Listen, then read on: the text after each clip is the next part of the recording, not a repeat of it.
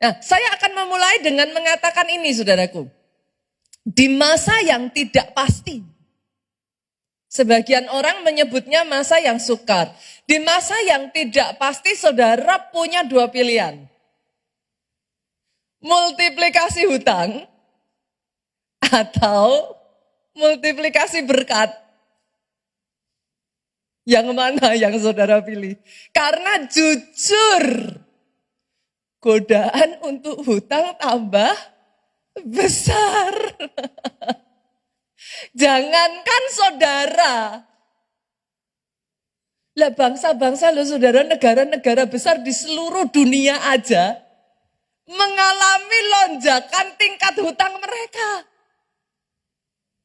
Perusahaan-perusahaan besar di seluruh dunia, saudaraku, sampai mengalami apa? Kalau orang Jawa bilang mentok, Bu.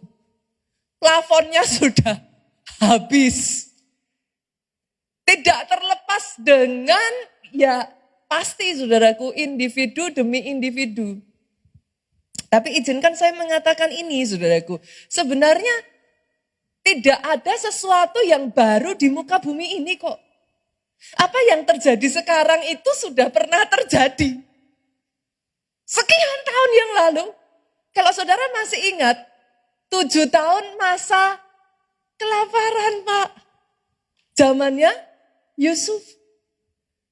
Orang-orang terjebak hutang begitu rupa, saudaraku, sampai Alkitab mengatakan mereka menjual rumah. Kalau zaman sekarang menjual rumah itu kan menjual aset, toh saudaraku. Nah, kalau orang sudah sampai di titik yang harus jual aset, Pak, menurut saudara itu sudah di keadaan yang berbahaya enggak kalau sampai willing jual aset? Ya pasti sudah kepepet, saudaraku. Tapi ternyata jual aset pun enggak cukup loh, Pak. Jual aset enggak cukup, sampai-sampai Alkitab mencatat di masa itu mereka harus jual ternak dan ladang. Saudara harus memahami di zaman itu ternak dan ladang itu pekerjaannya mereka yang paling utama. Kalau zaman sekarang sampai harus jual toko, Pak. Sampai harus jual pabrik, sampai harus jual apa yang jadi perputaran dalam hidup saudara. Pertanyaan saya lagi, kalau sudah sampai di titik ini, lebih parah lagi ya Pak. Sudah lebih parah lagi karena nggak ada perputaran, Pak. Terus mau makan pakai apa?